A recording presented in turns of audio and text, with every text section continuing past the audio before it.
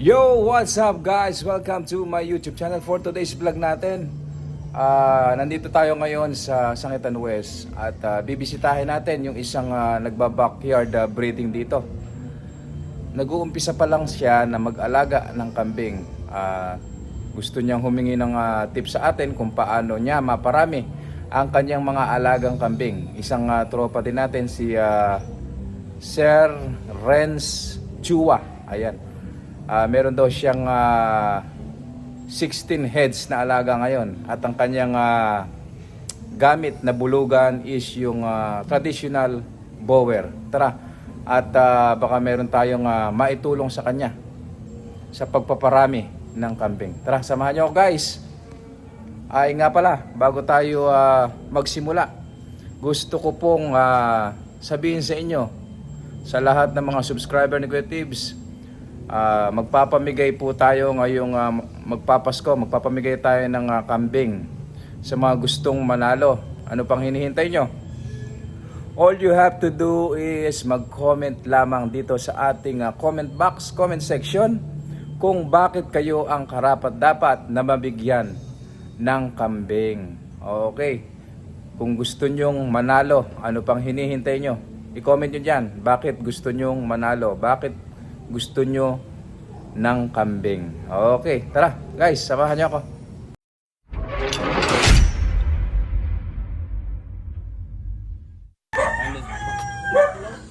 Yo, what's up mga katakam? Andito tayo ngayon sa Del Pilar, Sangitan West. Dito bibisitahin natin yung isang kaibigan natin nagkakambing dito, isang tropa din. So ito yung mga alaga niya.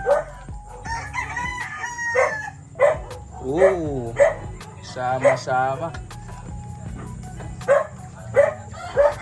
May mga bagong panganak pa na siya rito. Ayun. Tingnan natin doon yung barako niya. Tapos meron pa rito. Ayun. Mga bata pa. O ayan. So, doon muna tayo. Tingnan natin yung barako niya. Ayun! Kuya Tibbs!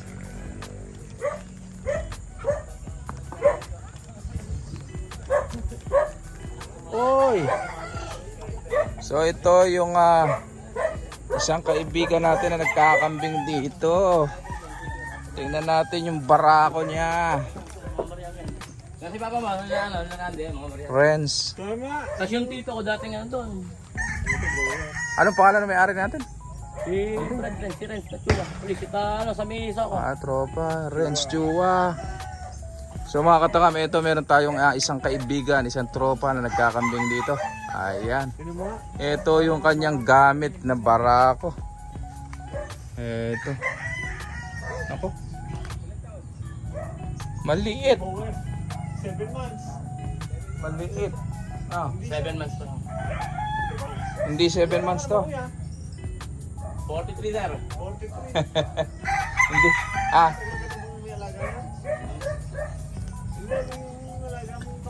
Ano lang sir, July yung... July na umpisa. Yan, sa tropang... Saan ka? Sa tropang pulis. Saan kayo kumukuha ng ano? Saan kayo kumukuha ng patuka? Ay, ng patuka. Hindi, Ginawang manok eh. Yun sir. Ay buti hindi Kasi dati hindi dito. nagalit. Tingnan nga natin. Tingnan nga natin. Medyo tinamaan ng baha. Kaya medyo malambot dito sa parte nila. So eto, gumawa raw sila ng tulay ng kambing. Ayun. Galing oh. Para-paraan din. Para mabuhay ang kanilang mga alaga. Ayun. Kaya pagka nakita ng mga taga DNR ito, papaalis din itong tulay na kasi sagabal ito sa daloy ng tubig. Kaya yan. So ito yung tulay papuntang Adwas. Dito yung PHQ sa gawin na yan. So kaya nila ginawa ng tulay dito para nasa ganon yung mga alaga nating kambing dito ay makakain kasi ala ng pagkain din eh. So ayan, marunong naman na umuwi. Ilan na ngayon ang alaga ating kambing? Ay, sir, Nakapag-vlog pa oh. isa. Oh, ito, binisita natin yung kanilang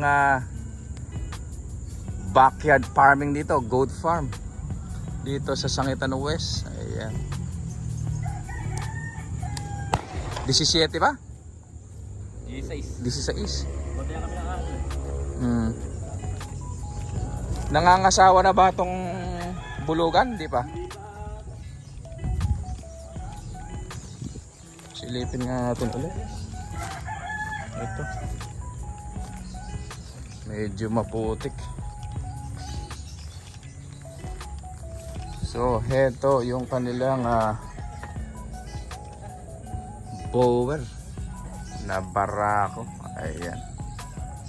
Ito mga katakam, June lang daw sila nagsimulang mag-alaga ng kambing. Kaya ito, ngayon pa lang sila nakapagpalabas.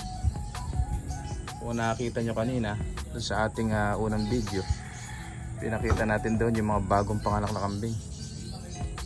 Ano bang maisasuggest natin, Kuya Tips, dito? Ang maisasuggest natin dito, dapat nakahiwala yung barako sa inahin, para na sa ganun kapag naglandi yung dumalaga na bata pa, hindi agad-agad makakasta. Kasi pagka nakasta ng bata pa at ng anak, asahan mo hindi marunong magpa-dede yan. Kaya dapat ang pagpapakasta ng kambing ay nag-iedad ng 11 months pataas, para na sa ganun pagka nanganak marunong lang mag-alaga, parang tao lang yan. Tapos ito, medyo tataasan pa sana natin itong silong nya, para na sa ganun nakakasuot tayo dun at nalilinis yung ilalim, yung mga dumi nya, kasi masama yan na nalalanghap ang ating mga alagang kambing. Dapat at least mga 4 to 5 feet ang taas. Ayan. Kaya tayo bumibisita sa ating mga kaibigang nagkakambing din, mga baguhan nagkakambing, para na sa ganon ay makatulong tayo para maparami nilang ng maayos yung kanilang mga kambing. Ito parang sa tingin ko rito kulang sa ano to, kulang sa purga, nagpapapurga na to. Ayan, ito ay pagmamayari ng ating isang kaibigan na si Renz Chua. Ayan, tropa natin yan, pulis din dito sa Soko. Ayan, bago pa lang nag-aalaga. So yung isa dumalaga. Ito yung barako niya. So tara, silipin pa natin yung iba.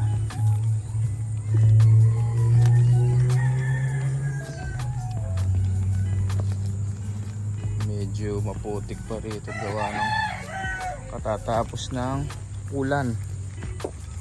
Ayan.